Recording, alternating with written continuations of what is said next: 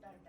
కానీ ఇక్కడ అమ్మవారి దగ్గరికి వచ్చేసరికి ఏంటి అంటే అమ్మ అన్నది మొత్తం అందరికీ ఒకటే. కాకపోతే ఈ శ్రీచక్రార్చన, అందులో శ్రీచక్రాన్ని ఏంటి అంటే యంత్రరాజము అని పిలుస్తారంటే మొత్తం ఉన్న యంత్రాలన్నిటికీ ఈ యంత్రంలోంచే వచ్చాయి కాబట్టి అన్నిటికీ అంటే ఫస్ట్ వచ్చిన యంత్రం ఇదే కాబట్టి దీన్ని యంత్రరాజము అని పిలుస్తారు. ఈ యంత్రరాజ్యం యొక్క గొప్పతనం ఏంటి అంటే ఇక్కడ ఎంతమంది కూర్చున్నారో వాళ్ళు ఏం చేసినా చేయకపోయినా పూజ అందరికీ వర్తిస్తుంది. అది ఎలా వర్తిస్తుంది అంటే అందుకే ఇక్కడ గోత్రాలు నామాలు కూడా ఏముండవు. ఈవిడికి పూజ చేయాలంటే ఉండాల్సిన ఏకైక అర్హత ఏంటి అంటే ఆవిడ ఎవరు మారుతారో వాళ్ళే ఆవిడకి పూజ చేయగలరట. ఆవిడ మారని వాళ్ళు ఎవరు ఆవిడకి పూజ చేయలేరు. ఆవిడ మారడం ఎలాగా, అందుకే ఈ పూజ ఏంటి అంటే నవావరణార్చన అంటే ఏంటంటే అమ్మవారి యంత్రానికి 9 ఆవరణలు ఉంటాయి. ఈ 9 ఆవరణలు ఏంటి అని చెప్పుకున్నప్పుడు మన శరీరంలో ఉన్న నవరంధ్రాలే. ఆ విషయం మనకి తెలియక మనం ఏం చేస్తుందంట, అమ్మ అంటే భయం బాబోయ్ అని చెప్పేసి ఆవిడ దూరం పెడుతున్నాం. నిజంగా కూడా అమ్మను అసలు దూరం పెట్టచ్చా ఎవరైనా? ఎందువల్ల అంటే ఇప్పుడు మన అమ్మ ఎక్కడికైనా ఒక ఫంక్షన్కి వెళ్ళి వచ్చింది అనుకోండి, సపోజ్ వచ్చేసరికి ఇంత చిన్న బాబు ఉన్నాడు, అలాంటి బాబుని ఆడుకుంటూ ఎక్కడో మురికిలో పడిపోయారు. నేను పట్టు చీర కట్టుకున్నాను కాబట్టి దాన్ని ముట్టుకోనని అనుకుంటుందా అమ్మ? లేకపోతే నాకు కొడుకు పడిపోయాడని వెంటనే తనున్న పరిస్థితిని మర్చిపోయి వెళ్ళి కౌగిలించుకుంటుందా అని అడిగినప్పుడు మామూలు తల్లుల కింద మీరు చెప్పే ఆన్సర్ ఏంటి? నా కొడుకుని నేను పట్టుకుంటానండి, నా చీర నాకు ఒక లెక్క అనిపిస్తుంది.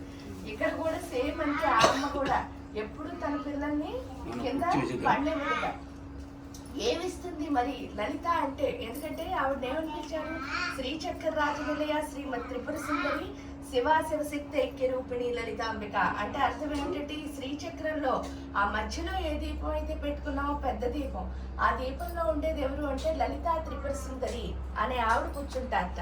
ఇంక చుట్టూ పెట్టిన దీపాలు ఏంటి, మామూలుగా మన దగ్గర ఎక్కువ ఉన్నాయి కాబట్టి బయట అంతా పెట్టాం, కానీ ఆ ఆకులు పేసుకున్న ప్లేస్లో పెట్టిన దీపాలు ఏంటి అన్నది నేను ఇప్పుడు మీకు వర్ణిస్తాను.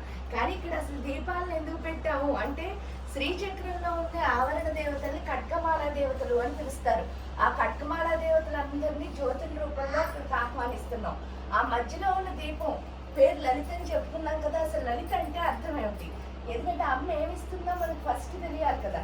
లలిత అంటే అర్థం ఏమిటి అంటే లోకాన్ లాలిత్యతే ఇది లలిత అంటే లోకాలన్నిటినీ ఎవరైతే ఆనందంలో ఉంచుతారో, అంటే ఆనందం ఎక్కడుందో అక్కడ ఎవరున్నట్టు, ఆ లలిత పరమేశ్వరు ఉన్నట్టు. అసలు ఆనందం ఎలా వస్తుంది? ఎందుకంటే మనకి తెలియకే ఏం చేస్తున్నాం, ఇల్లు కట్టుకుంటే ఆనందం అనుకుని కట్టుకుంటా అంట, కారు కొనుక్కుంటే ఆనందం అనుకుని కొనుక్కున్నాం, విగ్రహాలు లేకపోతే పెళ్ళిళ్ళు పిల్లలు ఉద్యోగాలు ఇవన్నీ ఆనందం అనుకుంటున్నాం, డబ్బులు.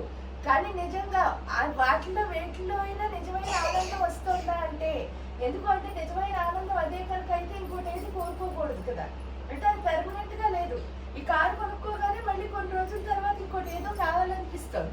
అంటే అర్థం ఏమిటి, అది పెర్మనెంట్ ఆనందం కాదనమాట, టెంపరీగా ఆ విషయం మనకు వచ్చినప్పుడు కలుగుతుంది. అలా కాకుండా ఎప్పుడూ హ్యాపీగా ఉండాలంటే అసలు మన దగ్గర ఏముండాలి అంటే 2 వస్తువులు ఉండాలంట. ఆ 2 వస్తువులు ఏంటి అంటే ఒకటి శక్తి, 2 జ్ఞానం. ఆ శక్తి జ్ఞానం ఎవరి లోపల ఉంటాయో వాళ్ళు ఏం చేసినా ఏమవుతుంది, సక్సెస్ అవుతుంది. ఇక్కడ లలిత అంటే ఏంటి, మళ్ళీ ఫస్ట్ గా వచ్చాం. లలిత ఈజ్ ఈక్వల్ టు ఏమని చెప్పారు, శ్రీ శివ శివశక్తి ఐక్య రూపిణి లలితాంబిక అంటే శివుడు plus Shakti is equal to ఎవరన్నారు, లలిత. అంటే అర్ధనారీశ్వర తత్వమే లలిత అన్నారు. ఇక్కడ శివుడు మనకేమిస్తున్నాడు, ఆ జ్ఞానం ఇస్తాడు. అమ్మ శక్తి అని ఆవిడ పేరులోనే ఉంది, ఆవిడేమిస్తుంది, శక్తి ఇస్తుంది. అంటే లలిత అన్న పదం చదివితే మనకి ఏమొస్తుంది, వెంటనే జ్ఞానం శక్తి వస్తాయి, దాంతో పాటు ఆనందం. దాన్ని ఎలా నింపుకోవాలి అని చెప్పడమే అసలు ఈ శ్రీచక్ర నిర్మాణానికి కారణం. అమ్మవారి నిర్మాణం ఎలా చేశారు అంటే ఫస్ట్ చూడండి, ఫస్ట్ ఆవరణ ఏదైతే ఉందో తెలుపు ఎరుపు పసుపు కలర్ పువ్వులతో పెట్టి 4 ద్వారాలు పెట్టారు. ఈ 4 ద్వారాలు ఏంటి అంటే అసలు అంటే అమ్మవారి ఇల్లు ఇలా ఉందిట. అందుకే ఆవిడ ఏమంటారు, చింతామణి గృహాంతస్థ. ఆ చింతామణి గృహం అన్నది ఈ ఆకారంలో ఉంటుందిట. ఈ ఆకారంలో ఉన్న గృహానికి ఏంటంటే మన ఇంటికి 2 దారులే ఉంటాయి, ఒకటి వీధిదారి 2 దొడ్డిదారి. ఇక్కడ ఉన్నవి ఏంటి అంటే ఆ ఇంటికి 4 మార్గాలు ఉన్నాయి. ఆ 4 మార్గాలే అక్కడ ఉన్న 4 గేట్లు అనమాట. ఆ 4 మార్గాలు ఏంటి అంటే అమ్మవారిని ఉపాసించడానికి, అంటే ఈవిడ ఉపాసనని శ్రీ విద్యా ఉపాసన అని పిలుస్తారు. ఈ శ్రీ విద్యా ఉపాసన చేయడానికి 4 రకాల భక్తులు ఉంటారట. ఒక భక్తుడు సమయాచారుడని, రెండో భక్తుడిని దక్షిణాచారుడని, మూడో భక్తుడిని వామాచారుడని, నాలుగో భక్తుడిని కౌడాచారుడని అంటారు. ఆ 4 భక్తులు 4 ఆచారాల గుండా వెళ్తారని చెప్పేసి ఏ ఆచారం భక్తులకి ఆ గేట్ ఓపెన్ చేసుకుని అమ్మ కూర్చుంది. మరి గేట్ ఓపెన్ చేసి కూర్చుంది కదా, ఇంక మన అమ్మింటే కదా డైరెక్ట్గా వెళ్ళిపోవచ్చా అంటే, ఇవి ఇంటికి వెళ్ళడానికి బ్రేక్ ఏంటి అంటే చూడండి, అక్కడ తెలుపు, ఎరుపు, పసుపు. మళ్ళీ మనకి డౌట్ వస్తుంది ఏంటంటే, ఇక్కడ ఉన్న నవావరణలు మన నవరంధ్రాలని చెప్పేశారు, అసలు నవరంధ్రాలని ఎలా చెప్తాము అని చెప్తే, ఇక్కడ నవరంధ్రాలను ఎలా చెప్తాము అని అంటే అది చెప్పడం కోసమే అక్కడ ఉన్న దేవతలు ఖడ్గమాల దేవతలు వాళ్ళందరూ చూడండి ఏమని చెప్పారు, హృదయదేవి, శిరోదేవి, శిఖాదేవి అంటే ఏంటి, మన శరీరంలో పార్ట్లే. ఇక్కడ అమ్మవారిని మళ్ళీ లలితా శాస్త్రంలో కూడా మనకి ప్రూఫ్ కోసమే అవన్నీ రాశారు. క్షేత్ర స్వరూప క్షేత్రేసి అన్నారు. క్షేత్ర స్వరూపం అంటే ఏంటంటే, క్షేత్రం అంటే అర్థం ఏంటి, మన ఇంటి పక్కన ఉన్న టెంపుల్ ఏమంటున్నాం, గుడి లేదా దేవాలయం అంటాం. క్షేత్రం అని దేన్ని పిలుస్తామంటే బోల్డ్ అని శక్తిపీఠాలు ఒకే ప్లేస్ లో ఉంటే దాన్ని క్షేత్రం. ఇక్కడ వసిన్యాది వాగ్దేవతలు రాసిన క్షేత్రం ఏమిటి అంటే, దీనికో శక్తి ఉందిట. ఇదేం శక్తి, చూస్తూ ఉంటుందిట, ఇది వింటూ ఉంటుంది, ఇది రుచి చూస్తుంది, ఇది సౌండ్ని పంపిస్తుంది, ఇది ప్రతిదానికి స్పందిస్తుంది, తిన్నదంతా పచన చేస్తుంది, క్రియేట్ చేస్తుంది, నడుస్తుంది, పనిచేస్తుంది. ఇన్ని శక్తులున్న శరీరాన్ని వాళ్ళు క్షేత్రం కింద వర్ణించారు. క్షేత్రేసి, ఆ క్షేత్రేసి ఎవరు అంటే చూడండి, ఒక చేతిలో కోదండం పట్టుకుని చెరుగడ, మనోరూపేక్ష కోదండ అంటే మన మనస్సే. ఏంటంటే ఎవరేం చెప్పినా వింటాం, ఫైనల్ గా ఎవరు చెప్పింది చేస్తాం, ఎవరి మైండ్ వాళ్ళకి కదా. అందుకే అది ఒక దాంట్లో ఉందా, పోనీ క్షేత్రజ్ఞ పాలిని ఎన్ని క్షేత్రాలు ఉన్నాయో అన్నిటిలోనూ ఉందిట. సో ఏంటి అంటే ఇక్కడ శరీరము శ్రీచక్రం ఒకటే అని చెప్పడానికి ఎందుకంటే ఆధారం ఏమీ లేదు. అక్కడికి వెళ్ళేసరికి ఏమైంది అని అంటే, అక్కడ అసలు ఆ శరీరం శ్రీచక్రం లోపలికి ఎంట్రీ ఇవ్వాలి అంటే మనకు కావాల్సిన అర్హత ఏంటి అంటే, ఒక గురువు దొరకాలి మనకి. ఆ గురువు ఏం చేస్తారు అంటే మంత్రోపదేశం చేస్తారు. ఆ మంత్రోపదేశం ద్వారా మాత్రమే ఈ శ్రీచక్రంలోకి ఎంట్రీ ఇవ్వగలం. ఇందులో ఉన్న ఆచారాల్లో కూడా మనం పూర్వజన్మలో ఏవైతే వాసన రుచి చూసామో ఆ వాసన ప్రకారమే మనకు గురువు దొరుకుతాడు. ఆ దొరికిన గురువు మనకి మంత్రాన్ని ఇస్తారు. ఎప్పుడైతే మంత్రం ఇచ్చారో ఆ ఫస్ట్ ఆవరణ ఏంటి అంటే, ఆ ఎరుపు తెలుపు పువ్వులతో పెట్టిన చతురస్రం మన పాదాలు. మీరు చూస్తే ఫస్ట్ భూమి నుంచి శక్తిని తీసుకోగలిగింది పాదాల్లోంచి. అక్కడ ఉన్న 3 రంగులు ఎందుకు పెట్టారు, ఆ 3 రంగులు దేన్ని ఇండికేట్ చేస్తాయి అంటే, మనలో ఉన్న సత్వ రజస్తమో గుణాన్ని తెలియజేస్తాయి. ఎప్పుడైతే సత్వ రజస్తమో గుణాన్ని తెలియజేస్తాయో, మీరు ఖడ్గమాలు ఎప్పుడైనా చదివి ఉంటే అందులో పసుపు కలర్ పువ్వులు ఉన్నాయి చూసారా, అక్కడ ఉన్నవి ఎవరు అంటే అణిమా సిద్ధి, లగిమా సిద్ధి అని చదువుతారు కదా. ఆ సిద్ధులు 8 ఎర్ర కలర్ పువ్వుల్లో ఉన్నది ఏంటి అంటే బ్రాహ్మి, మాహేశ్వరి, కౌమారి మొదలైన దేవతలు. ఆ తెల్ల దాంట్లో ముద్రాశక్తులు, సర్వ సంక్షోభిణి, సర్వవిద్రావిణి మొదలైన ముద్రాశక్తులు. వీళ్ళు మొత్తం 4 వైపులా కలిపి 28 మంది దేవతలు ఉంటారు. గురువు గారు ఎప్పుడైతే మంత్రం ఉపదేశం చేస్తారో చేయగానే 28 మంది చేసే ఫస్ట్ పని ఏంటి అంటే, మన శరీరానికి 24 తత్వాలు ఉంటాయి.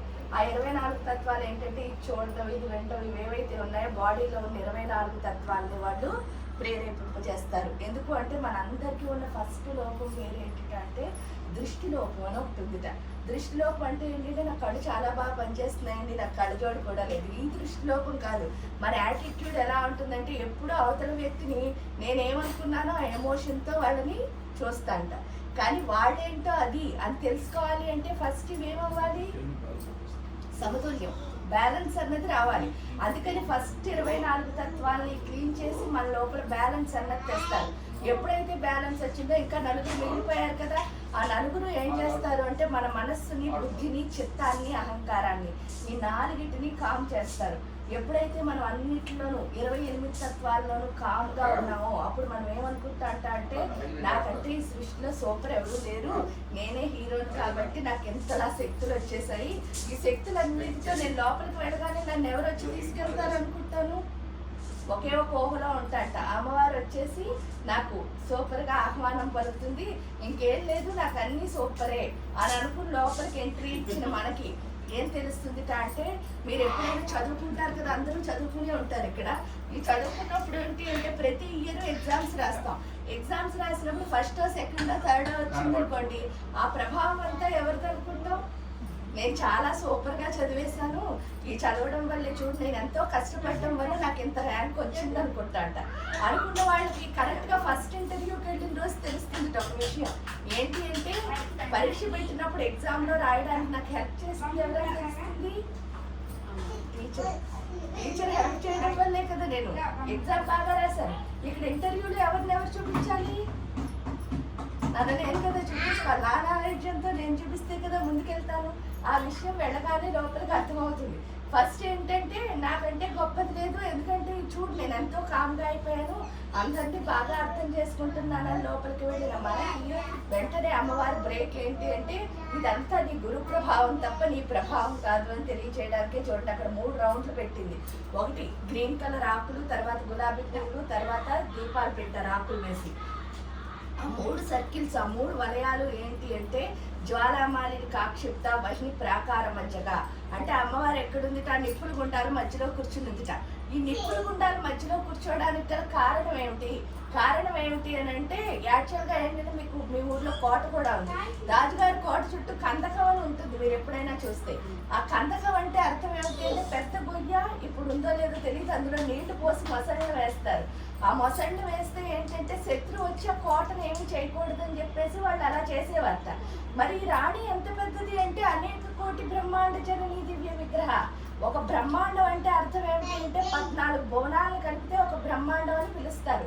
అలాంటి బ్రహ్మాండాలు ఎన్నున్నాయో ఆ లలితా సహస్రం రాసిన వసింహాది వాగ్దేవతలనే దేవతలకి తెలియక అనేక కోటి అని రాశారట. ఎన్ని కోట్లో తెలియదు వాళ్ళకి, ఎందుకంటే తప్పులు రాయకూడదు కదా. అందుకని వాళ్ళు ఎందుకు నెంబర్ డిక్లేర్ చేస్తే మనం తప్పు అయిపోతామని చెప్పి అనేక కోటి. మనం ఉన్నది ఎంత అంటే ఒక భువనం అంతే. ఆ 14 భువనాల్లో ఇలాంటి బ్రహ్మాండాలు ఎన్ని పరిపాలిస్తుందో తెలియని తల్లిగారి కోట ఎంత పెద్దగా ఉండాలి. అందుకని ఆ కోట చుట్టూ కందకాలను పెట్టి అందులో నీళ్లను బదులు, ఎందుకంటే ఆ కోటకి చాలా రక్షణ అవసరం కాబట్టి, శత్రువులు ఎవరో మిత్రువులు ఎవరో తెలియదు కాబట్టి ఆ కోట చుట్టూ 3 కందకాలను పెట్టారు. ఆ 3 కందకాల్లో నీళ్లకు బదులు ఏం వేశారు? నిప్పులు వేశారు. అందుకే రహోయాగక్రమ రాజ్య రహస్తర్పణ తర్పిత. ఒక్క ఫ్రాక్షన్ ఆఫ్ సెకండ్ కూడా యాగం ఆగదు. అలాంటి ఆఖరి యాగం ఉన్న 3 నిప్పుల గుండాలు కనుక దాడితే 2వ ఆవరణ. ఇక్కడే చాలా మంది ఏంటంటే అర్థం ద్రాక్షపడి పురుపు కాబట్టి అమ్మవారు బెడ్స్ కొడుతుందని పారిపోతారు. అమ్మవారు ఏం బెడ్స్ కొట్టదు. ఆవిడ ఎంత మంచిది అంటే అక్కడ ఎవరైతే నుంచుంటారో ఆ నుంచున్న వాడి కోసం ఏం చేసిందిట, ఆవిడ అవ్యాజ కరుణామూర్తి కూడా ఉంది. ఎందుకంటే ఎప్పుడు అందకపోతే ద్రాక్షపడి పుల్లగానే ఉంటాయి కదా, మనకు తెలియదు ఏదైనా స్వీట్గా అనిపించదు. అక్కడికి వెళ్తే కదా స్వీట్ ఏంటో తెలుస్తుంది. ఎవరు 2% మాత్రం ఉంటారట అక్కడ. ఆ 2% ఎవరైతే నుంచున్నారో వాళ్ళకి హెల్ప్ చేయడం కోసం చూడండి 4 కార్నర్లలో 4 దేవతలు పెట్టింది. వాళ్ళే చతురాయుధం దేవతలు అని పిలుస్తారు. మీరు ఏ గురువు గారి ద్వారా ఆ చింతామణి గృహంలోకి ప్రవేశించినా సరే ఫస్ట్ మనకు కనిపించేది ఎవరు అంటే గణపతి. ఇక్కడ గణపతి అక్కడ చూడండి ఆ కార్నర్లో రెడ్ కలర్ పువ్వుల్లో ఉన్నాడు. గణపతి ఏం నేర్పిస్తాడు అంటే, గణపతి ఏం నేర్పిస్తాడో చెప్పడానికి ఆవిడ ఏం చేసింది, చక్కగా నలుగు పెట్టుకుందిట. నలుగు పిండికి ప్రాణం పోసి వాడి పేరు గణపతి అందిట. ఇక్కడ నలుగు పెట్టుకోవడంలో ఉన్న ముఖ్య ఉద్దేశం ఏమిటంటే శరీరానికి పట్టి మురికిని వదిలించుకోవడం. శరీరానికి ఏం మురికి పట్టింది అంటే మనమేమనుకుంటాం, బయటకు వెళ్ళి మట్టి పట్టిందనుకుని శనగపిండితో రుద్దుతున్నట్ట. కానీ దీనికి పట్టిన మురికి అది కాదు. దాని పేరు ఏంటి అంటే నేను అని ఒకటి పట్టాట. ఈ నేను అని ఎవరికైతే పట్టిందో ఆ పట్టిన వాడు బుర్ర నిండా ఒకటే ఆలోచన ఉంటుంది. ఆ ఆలోచన పేరు ఏంటి అంటే నాకు అన్నీ తెలుసు. ఎప్పుడైతే మనకు అన్నీ తెలుసు ఇంక తెలుసుకోవడానికి ఏమైనా ఉందా? అందువల్ల మన జ్ఞానాన్ని సంపాదించడం. ఎందుకంటే నాకు తెలియదంటే కదా ఏదైనా తెలుసుకోగలం. ప్రకృతి ఏ రూపంలో అయినా రావచ్చు. అందుకే కృష్ణుడు భగవద్గీతలో చెప్తాడు, అనన్య చింతయంతోమా ఏ జన పరిపాసతే. అంటే నేను ఎప్పుడూ డైరెక్ట్గా వచ్చి నీకేం చెయ్యను. ఎలా చేస్తాను? నా భక్తుల రూపంలో, అంటే ప్రకృతి రూపంలోనే వస్తాడు ఆయన. అంటే ఎవరైనా మనకి ఏదైనా చెప్పచ్చు, కానీ తీసుకోవడానికి ఎవరి బుర్ర రెడీగా ఉండాలి. ఎవరి బుర్ర రెడీగా ఉందో వాడు జ్ఞానాన్ని సంపాదిస్తాడు. లేని వాడు ఎప్పుడు వాడికి తెలుసున్నదంతా ఎంతే ఉంటాడట. అక్కడికి వెళ్ళిన తర్వాత ఆ విషయం మనకి ఎవరు తెలియజేస్తారు? గణపతి తెలియచేస్తాడు. ఎప్పుడైతే గణపతి తెలియచేశాడో జ్ఞానం నేర్చుకోవడానికి మనం రెడీగా వెళ్తాం. ఎందుకంటే నేర్చుకుంటూనే కదా ముందుకెళ్ళాలి. ఈ సృష్టిలో పుట్టినవాడు చచ్చిపోయే వరకు ఎలా ఉండాలి అంటే విద్యార్థిగా మాత్రమే ఉండాలి. ఎందుకు అని అంటే నేర్చుకుంటూ మాత్రమే వెళ్ళాలి. అన్నీ వచ్చేసిన వాళ్ళు ఎవరైనా ఇక్కడ ఉంటారా? ఆ విషయం అప్పుడు మనకి గణపతి చెప్తాడు. ఎప్పుడైతే అది అర్థమైందో వెంటనే వస్తాం. ఎందుకు అంటే ఎంత నేర్చుకున్నా ఏం చేసినా మన పైన మనకి ఒక లెవెల్ తక్కువ ఉంటుంది. దాని పేరు ఏంటి అంటే నమ్మకం అంటారు. దాన్ని ఏమంటారు? కాన్ఫిడెన్స్ లెవెల్స్ తక్కువ. ఆ కాన్ఫిడెన్స్ లెవెల్స్ తక్కువ అవడం వల్ల ఏంటంటే మనకి ఏదన్నా ఒక ఆలోచన వచ్చిందనుకోండి, మన పక్కన ఉన్న వాళ్ళతో పంచుకుంటాం. పంచుకోగానే వీళ్ళు ఏం చేస్తారట, దానివల్ల వచ్చి నష్టాలేంటి, కష్టాలేంటి, దుఃఖాలేంటి చెప్తారట. ఎప్పుడైనా ఈ పని చేయండి, వెనకాల నేను ఉన్నాను అని చెప్పిన వాళ్ళు ఒక్కరినైనా ఉంటారా మనకి? ఈ సృష్టిలో ఉంటారు. ఎందుకంటే ప్రకృతికి ఒక లక్షణం ఉంది. ఆ లక్షణం ఏంటంటే అసలు ఫస్ట్ మన మీద మనకి ఎంత నమ్మకం ఉందో చూడటం. అంటే మనం చేసే పని మీద ఎవరికి నమ్మకం ఉండాలి? నేను పని చేయాలంటే ఆవిడకే నమ్మకం ఉండాలి, నాకు కదా ఉండాలి.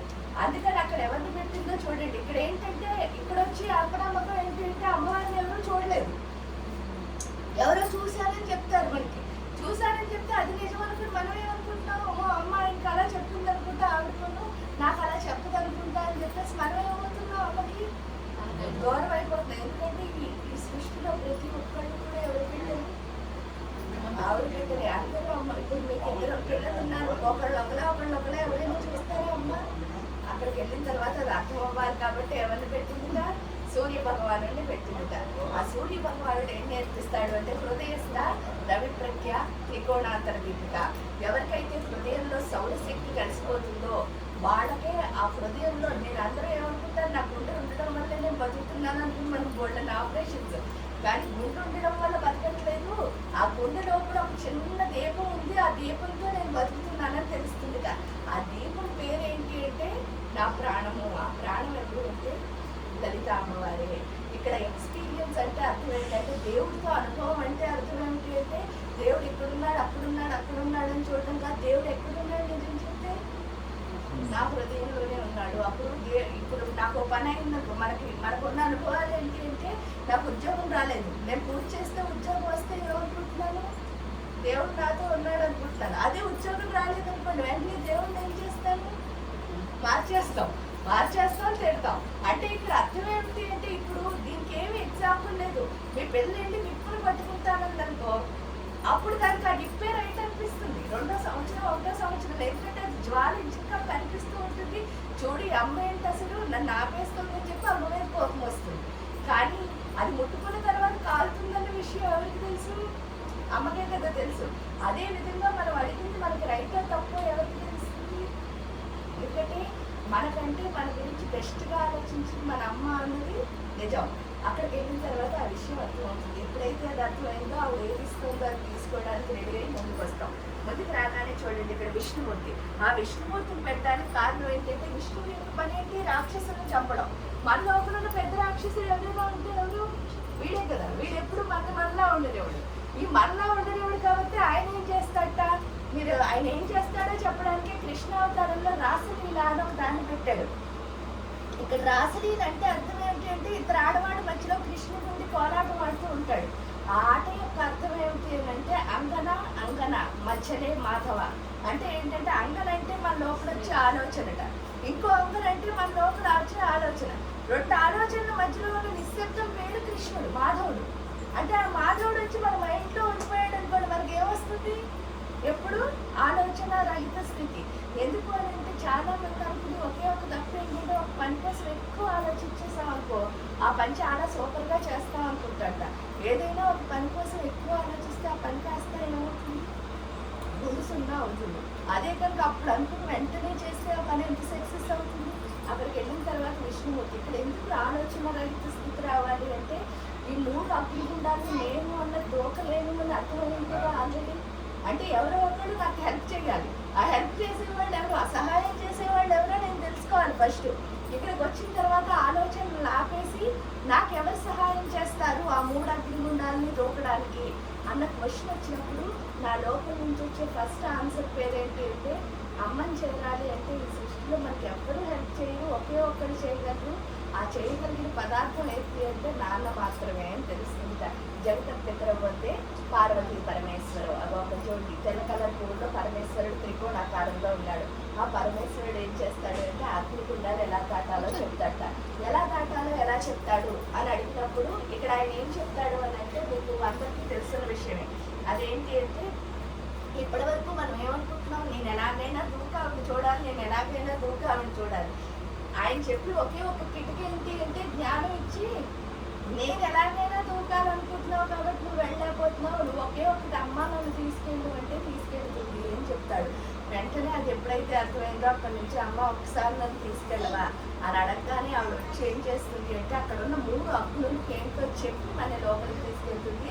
అక్కడ 3 అగ్నులు ఏంటంటే, ఒకటి మన లోపల ఉన్న కామాగ్ని, రెండవది జగనాగ్ని, మూడవది జ్ఞానాగ్ని. ఈ కామము అన్నది జ్ఞానం కింద మార్చి 2వ ఆవరణలోకి తీసుకెళ్తుంది. ఎప్పుడైతే కామం జ్ఞానం కింద మారిందో 2వ ఆవరణ చూడండి, తెల్ల పువ్వులు మధ్యలో గులాబీ రెక్కలు వేశారు. అవి 16 దళాలు ఉంటాయి. దాన్ని షోడశ దళ పద్మము అని పిలుస్తారు.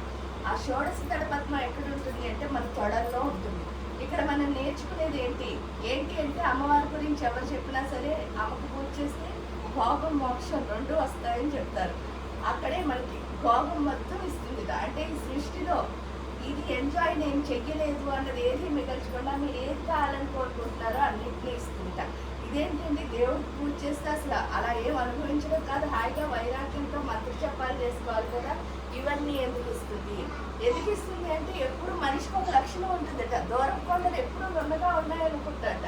అక్కడ ఏదో ఉంది అని బాధపడ్డం కంటే అదేదో చూస్తాం అనుకోండి, నీకు బాధ ఏమైనా ఉంటుందా? అందుకని చెప్పి దూరం కొండలు నున్నగా ఉండమని చెప్పి అన్నింటినీ ఇస్తుందిట. అన్నింటినీ ఇచ్చిన తర్వాత ఏమవుతుంది, ఒక్కొక్కటి తీసుకుంటున్నారు. మీరు తీసుకున్న ప్రతిసారి మీకు ఏమవుతుంది, దానివల్ల వచ్చే కష్టాలు ఏంటి, బాధ ఏంటి? టీవీ లేదనుకో ఏమనిపిస్తుందిట, అయ్యో చూడు పక్కింటి వాళ్ళు టీవీ హాయిగా చూస్తున్నారు, అన్నీ అయిపోయిన తర్వాత స్నాక్స్ తింటూ మనం మాత్రం ఇలా ఇంట్లో ఏడుస్తూ ఉండాలా అనిపిస్తుందిట. టీవీ వచ్చిన తర్వాత ఏం తెలుస్తుందిట, పిల్లలు చదువులు పాడైపోయి కరెంటు బిల్లు కట్టాలి, దానివల్ల తలనొప్పి వస్తుంది, నీరసం వస్తుంది, పనులు ఏమో అవ్వట్లేదు అని తెలుస్తుందిట. అంటే మన ఇంటికి వచ్చాకే కదా వాళ్ళ విషయం అర్థమవుతుంది. ఎందుకంటే కొండ ఇక్కడి నుంచి చూస్తే చాలా ఇలా ఇది ఎలా ఉందో అది అలాగే అనిపిస్తుంది. ఎక్కినప్పుడు కదా అందులో రాళ్ళు ఉన్నాయని తెలుస్తుంది, చెట్లు ఉన్నాయి, జంతువులు ఉన్నాయి, పడిపోతాం, ఇవన్నీ ఎప్పుడు తెలుస్తుంది, కొండ ఎక్కితే కదా.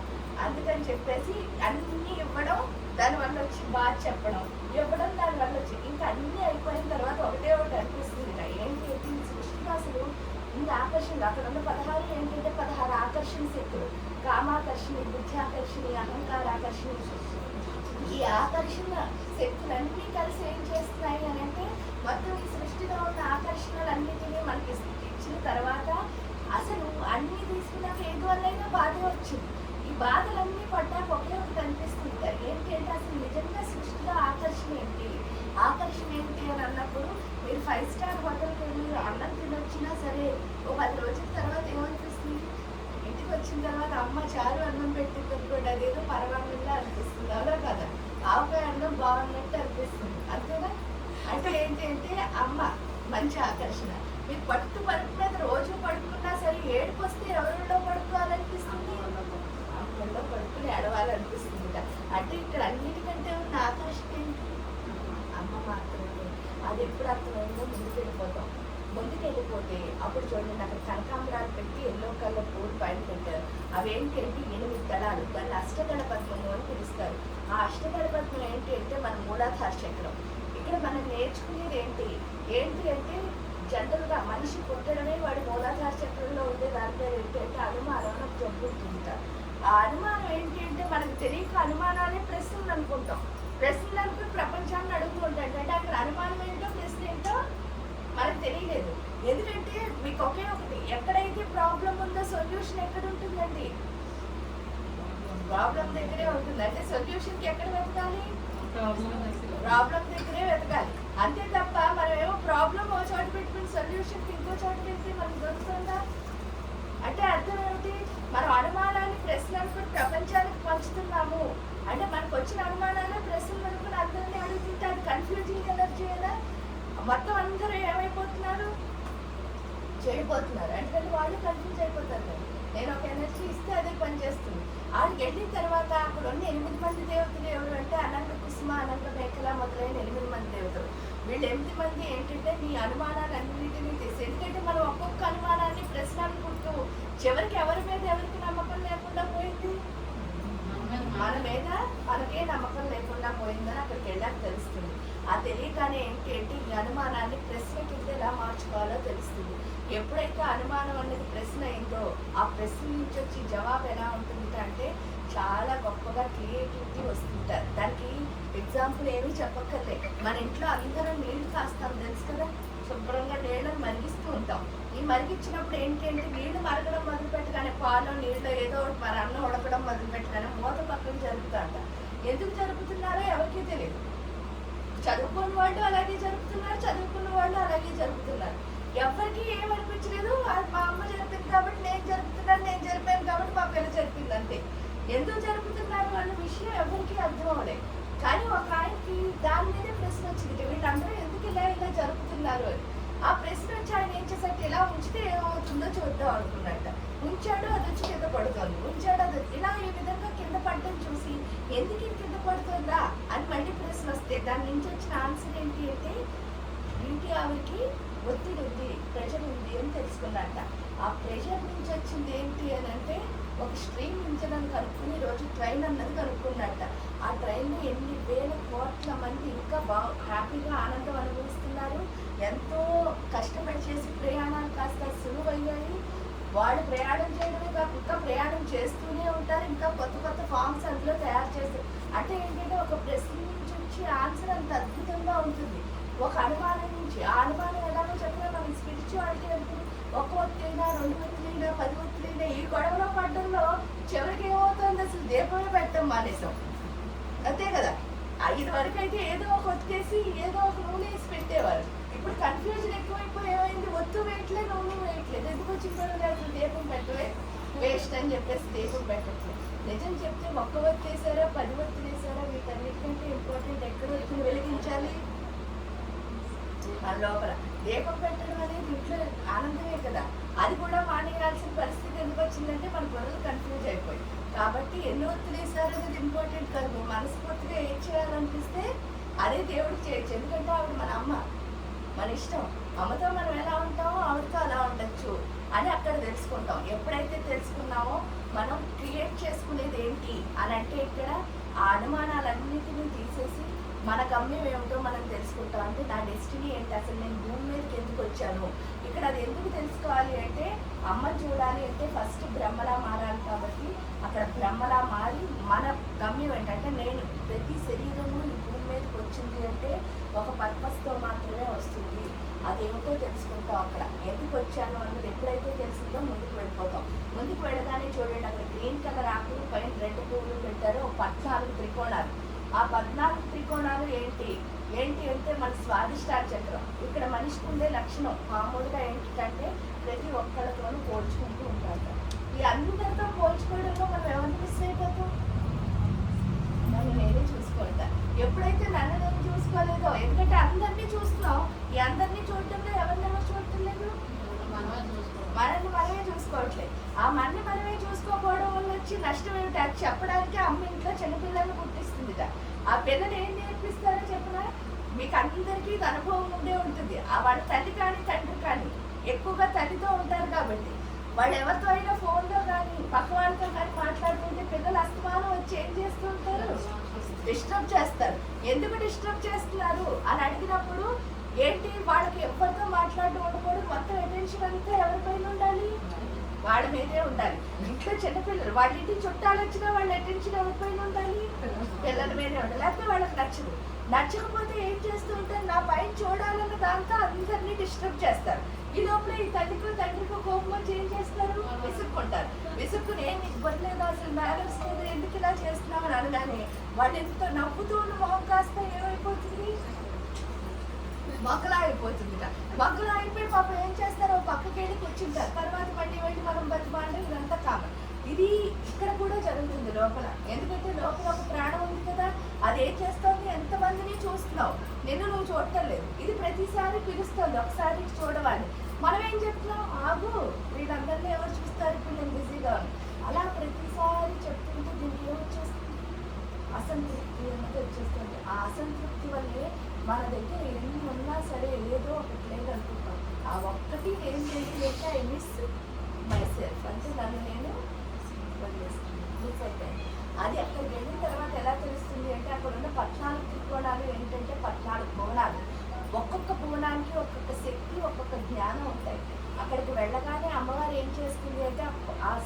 జ్ఞానాన్ని మన స్వాదిష్టాన చక్రంలో ప్రవేశపెట్టి నువ్వు చేస్తున్న తప్పు ఇది, దీనివల్ల నువ్వు అసంతృప్తిగా ఉన్నావు అని చెప్తుంది. ఎప్పుడైతే అది చెప్పిందో మనం వెంటనే ఏం చేస్తాం, మనం చూడడం మొదలు పెడతాం. దీన్ని ఆత్మ సాక్షాత్కార సిద్ధి. ఆ ఆత్మ సాక్షాత్కార సిద్ధి అన్నది ఎప్పుడైతే వస్తుందో, ఆత్మ సాక్షాత్కార సిద్ధి అంటే ఏదో భయపడిపోయి నేను అలా ఒక చోట కూర్చుంటాను ఇలా అనుకోకూడదండి. ఆత్మ సాక్షాత్కార సిద్ధి అంటే అర్థం ఏంటంటే ఎవరిని పట్టించుకోకుండా మన పని మనం చేసుకోవడం ఆత్మ సాక్షాత్కార సిద్ధి. అది ఎప్పుడైతే వచ్చిందో అందులోంచి వచ్చి క్వాలిటీ పేరు ఏంటి అంటే లీడర్షిప్ క్వాలిటీస్ అన్న బయటకు వస్తాయి. ఇక్కడ నాయకత్వ లక్షణాలు ఎందుకు రావాలి అంటే మన నాయకుడు విష్ణుమూర్తి కాబట్టి ఆ విష్ణువు యొక్క లక్షణాలను సంపాదిస్తాం. అక్కడ ఎప్పుడైతే విష్ణుమూర్తి యొక్క లక్షణాలు వచ్చాయో ముందుకు వెళ్తాం. ముందుకు వెళ్ళగానే తెల్ల పువ్వులు ఉన్నాయి చూడండి. ఆ తెల్ల పువ్వులు ఎన్ని ఉంటాయంటే 10 త్రికోణాలు ఉంటాయి. ఆ 10 త్రికోణాలు ఏంటి అంటే మన నాభి. ఇక్కడ మనం ఏం నేర్చుకుంటాము అని అంటే ఇక్కడ మనం నేర్చుకునేది చాలా గొప్ప విషయం. ఇప్పుడు ఏంటి ఆత్మ జ్ఞానాన్ని తెలుసుకున్నాం, మరి ఆత్మశక్తిని పెంచుకోవాలి కదా. ఆ ఆత్మశక్తిని పెంచి పని ఆ 10 మంది చేస్తారు. అక్కడ ఎలా చేస్తారు అని అంటే మన అందరి స్టోరీ, చిన్నప్పుడు స్టోరీ ఏంటి అంటే మన అందరం అమ్మ కడుపులోంచి వచ్చాం కదా. అమ్మ కడుపులోంచి రాని వాళ్ళు ఎవరు ఈ భూమి మీద ఉండవు. ఆ అమ్మ కడుపులోంచి వచ్చి ముందు అమ్మ కడుపులో ఉన్నప్పుడు మన పరిస్థితి ఏంటి అంటే అమ్మ కడుపులో ఇంత పిల్ల నుంచి ఇంత పిల్ల వరకు మారుతాంట 9 నెలలు. ఆ 9 నెలల కాలం అమ్మతో కలిసి ఏం చేస్తూ ఉంటాం, లోపల ప్రయాణం జరుగుతోంది. ఎందుకంటే అమ్మకి మనకి కనెక్షన్ ఉంది. ఆ ప్రయాణం జరుగుతున్నంతసేపు చీకట్లో ఇంతే పొట్ట అది చీకటి, ఆ చీకట్లో కూడా అలా తిరుగుతుందంట. కానీ బయటికి ఎప్పుడైతే పట్టామో 9వ నెల అయిన తర్వాత అమ్మకి మనకి కనెక్షన్ వేస్తా ఏం చేస్తారు, తెప్పేస్తారు. తెప్పేసరికి ఇదంతా ఎలా ఉంది, వెళ్తురు. ఆ వెళ్తుల్లో కూడా ఇలాంటి ఫేస్ ఎప్పుడైనా చూసావో, మనం పుట్టామని చెప్పి చూడడానికి ఎంతమంది వచ్చారు. వీళ్ళందరినీ ఒకేసారి ఆకారాలు చూసేసరికి ఏమొచ్చేస్తుంది, ఎందుకంటే అప్పుడు నాతో ఎవరు కనెక్ట్ అయ్యలేరు, అమ్మ కనెక్ట్. ఆ క్షణం నుంచి బొడ్డు కోసిన మరుక్షణం నుంచి మనకి భయం మొదలవుతుంది. ఆ భయం మనం ఎంత పెరుగుతున్నామో అంత పెరిగి అది అహంకారం కింద మారిపోతుంది. దానివల్లే అసలు నేను అన్నది వస్తుంది. అక్కడికి వెళ్ళేసరికి ఆ 10 మంది దేవతలు చేసే పని ఏంటి అంటే దీని అంతటికీ కారణం ఏమిటి అంటే ఆత్మశక్తి అన్నది ఎప్పుడు శివుడు. అంటే రుద్రంలో చెప్తారు ఏమని, ఆత్మబోధ శివుడు అని. అంటే ఆత్మ అన్నది శివుడు. మనం చూస్తున్నదంతా ఏంటి, ప్రకృతి. అంటే పురుషుడు లోపల ఉన్నాడు, ప్రకృతి ఎక్కడుంది. ఈ ఇద్దరిని ఏం చేసాం మనం తెలియకుండా. అంటే అమ్మ నాన్నని ఏం చేసాం, నేను ఎవరిని విడగొట్టినంటే నేను చాలా మంచిదాన్ని అంటాం. కానీ మనం విడగొట్టేసింది మన అమ్మ నాన్నని పుట్టాక. అవునా, లోపలేమో నాన్న ఉండిపోయాడు, బయట ఉన్న అందరితోనూ ఎవరితోనూ మనకు సఖ్యత లేదు. అంటే ఊరికే వాళ్ళతో కలిసి ఉన్నట్టుంటాం. ఈ సృష్టిలో ఎవరితో కలిసి ఉన్నాము. అక్కడికి వెళ్ళిన తర్వాత ఆ 10 మంది అది తెలియచేసి ప్రకృతితో ఎలా కలిసి ఉండాలో చెప్తారు. ఎప్పుడైతే ప్రకృతిలో ఉన్న ప్రతి దాంతో కలిసి ఉన్నామో అప్పుడు ప్రకృతి శక్తులన్నీ ఎవరి శక్తులు ఉంటాయి, అలా ఆత్మశక్తి పెరుగుతుంది. అక్కడ ఆ ఆత్మశక్తి పెరగడాన్ని ఇక్కడ మృత్యుంజయత్వము అంటారు. అక్కడికి ఎవరు వెళ్తారో వాళ్ళు ఏంటి అంటే వాళ్ళ చావుని వాళ్ళు ఎప్పుడు కావాలంటే అప్పుడు పిలిచి వెళ్ళిపోగలుగుతారు. అది ఎప్పుడైతే అర్థమైందో ముందుకు వెళ్ళిపోతాం. ముందుకు వెళ్ళగానే చూడండి అక్కడ ఎర్ర కలర్ పువ్వులు, అదేంటి అంటే మన అనాహత చక్రం. ఇక్కడ మీరు న్యూటన్ గారి లాని అప్లై చేసుకుంటాం అనమాట. ఎలా అంటే ప్రతి యాక్షన్కి ఏమవుతుంది, రియాక్షన్ అవుతుంది. అక్కడ ప్రతి యాక్షన్కి రియాక్షన్ ఉంది అన్నది నాకు అనుభవంతో తెలుస్తుంది. ఆ అనుభవం ఎలాగో అంటే అక్కడ చెప్పాల్సింది కూడా ఏం లేదు. ఇక్కడ బ్రహ్మ కింద మారా మూలాధారంలో, విష్ణుమూర్తి కింద మారా స్వాధిష్టానంలో, మణిపురానికి వెళ్ళేసరికి మొత్తం ప్రకృతి శక్తిని మన లోపల లయం చేసుకునే శక్తి ఎవరికి, శివుడి కదా. అంటే రుద్రత్వాన్ని సంపాదించాం. ఎప్పుడైతే రుద్రుడు అయ్యామో ఇంకెవరికి మారాలి, అమ్మని చూడాలంటే మరి అమ్మే అవ్వాలి కదా. ఈ అమ్మ అవ్వాలి అంటే ఈ అమ్మని చూడడానికి అమ్మ అవ్వడానికి మధ్యలో ఉన్న చిన్న ప్రాబ్లం ఏంటి అంటే ఫస్ట్ అమ్మాయి కింద పుడుతుంది. ఈ అమ్మాయి కింద పుట్టగానే దీనికి ఏంటి అంటే అమ్మ అన్నది ఏంటి, అమ్మని పిలుస్తూ అమ్మని ఎలా చూస్తాం, ఓ పనావిలా చూస్తాం. ఎందుకంటే అన్ని నా కోసం ఎవరు చేయాలి, అమ్మే. ఎందుకంటే అక్కడ అథారిటీ ఉంటుంది, కమాండ్ ఉంటుంది, అన్నీ ఉంటాయి. ఎందుకంటే నేను ఏం చెప్తే అది ఎవరు చేయాలనుకుంటాను, అమ్మ చేయాలనుకుంటాను. లేకపోతే కోపం వస్తుంది, విసుకొస్తుంది, చెప్తాము, ఏదో ఒకటి చేస్తూ ఉంటాం. ఇలా చేసింది కాస్త ఏమవుతుంది అంటే కడుపు వస్తుందిట. వెళ్ళాయి కడుపు రాగానే ఫస్ట్ జాలి అన్న బీజం మొదలవుతుందిట. ఆ కడుపులో పిల్ల పడిందంటారు. ఆ పిల్ల పడగానే పిల్లాడో ఏమవుతుంది, జాలి దయ మొదలవుతాయి. ఈ జాలి దయ ఏమవుతుంది, కడుపు బరువు పెరుగుతున్న కొద్దీ ఏమవుతుంది, ఓర్పు వచ్చి పెరుగుతూ ఉంటుంది. చివరికి ఆ పిల్ల పుట్టినరోజు ఫస్ట్ పిల్ల పుట్టినరోజు అర్థమయ్యి ఒకే ఒక విషయం ఏంటంటే మా అమ్మ ఇంత కష్టపడితే నేను బయటకు వచ్చాను. అంటే అమ్మ జాబ్ చాలా ఈజీ అనుకున్నాను. మనకి అప్పుడే తెలుస్తుంది అమ్మ అంటే ఎంత కష్టమో. మళ్ళీ ఈ పిల్లలు పెరుగుతూ ఉంటారు కదా, పెరిగి రివర్స్ లో మళ్ళీ తిరుగుతూ ఉంటారు, విసుక్కుంటూ ఉంటారు, కోపం పడుతూ ఉంటారు. ఇవన్నీ చేసినప్పుడు వచ్చి దాన్ని ఏమంటారంటే రియలైజేషన్ అంటారు. ఏంటంటే మా అమ్మతో నేను ఇంత తప్పులు చేశాను అని. అది తెలియాలి అంటే 25 సంవత్సరాల కాలం పట్టింది. అంటే అర్థం ఏమిటి అంటే మనం చేసిన యాక్షన్ ఎప్పుడు వస్తుంది? ఓ 20 ఏళ్ళ తర్వాత. ఇంకెందుకంటే పెద్ద ఎగ్జాంపుల్స్ ఏమి చెప్పక్కర్లేదు లైఫ్కి. ఎందుకంటే మనం చేసిన పనే మనకు వస్తుంది అన్నారు. కాకపోతే కొంచెం లేట్ అంతే. ఎవరు చేసినా ఏ పని చేసినా మళ్ళీ రివర్స్లో ఏమొస్తుంది? అదే పని వస్తుంది. అది ఎప్పుడైతే అర్థమైందో నేనేం చేస్తే అది మళ్ళీ రివర్స్లో వచ్చినా నేను హ్యాపీ ఫీల్ అవుతాను. ఎందుకంటే ఇప్పుడు ఇవి నేను కొట్టాను అనుకోండి, అది ప్రకృతి. ఎందుకంటే నేను చూస్తున్నది ఒక మనిషి కింద, కానీ అక్కడ